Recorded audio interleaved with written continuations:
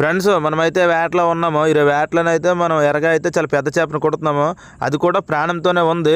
ఆ చేప అయితే చాలా బ్లాక్గా ఉంది కదా, దాన్ని అయితే ఇనపరిగా అంటారు. మనమైతే పెద్ద చేపలకైతే వేస్తున్నాం. గేలమూరి కూడా చాలా పెద్దది, తాడు కూడా చాలా మొతకది. ఆ చేప అయితే ప్రాణంతోనే ఉంది. మా మాయ అయితే ఇప్పుడు తాడు అయితే ఉగ్గేస్తున్నాడు సముద్రంలోకి. ఏం చేప పడుతుందో చూద్దాం. మరి మనమైతే వేటలో ఉన్నాం కదా, చిన్న చేపలు అయితే కొన్ని పెట్టాం. మనము చిన్న చేపను అయితే ఎరగా కుట్టేసి పెద్ద చేపకైతే వేస్తున్నాం. పెద్ద పెద్ద బొంచి చేపలు, కరగటి చేపలు, సొర చేపలు కూడా పడతావు అనుకోకుండా, కానీ అదృష్టం బట్టి ఉంటుంది. పడవచ్చు పడకపోవచ్చు. సొర చేపలు అయితే, పెద్ద చేపలు బొంతి చేపలు, మట్టలు ఇలాంటివి అయితే ఎక్కువగా పడతావు. ఆ ఎర్రకైతే, ఇనపరిగి ఎర్రకైతే చాలా ఎక్కువగా. నాకు ఇంతకుముందు మేము కుట్టాం కూడా ఇనపరిగి ఎర్ర అయితే. అదిగో మా మాయకి అయితే చేప కూడా వచ్చింది. చేప వస్తే మనకు ఎర్ర సైకెత్తది. తాడు చూడండి లాగుతున్నాడు, ఉరిలిపోయింది.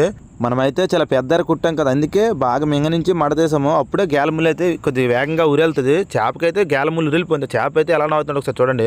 మా మాయ అయితే తాడైతే చాలా టైట్గా అయితే వస్తుంది. చాలా పెద్ద చేప అనుకుంటున్నాను, ఎందుకంటే చాలా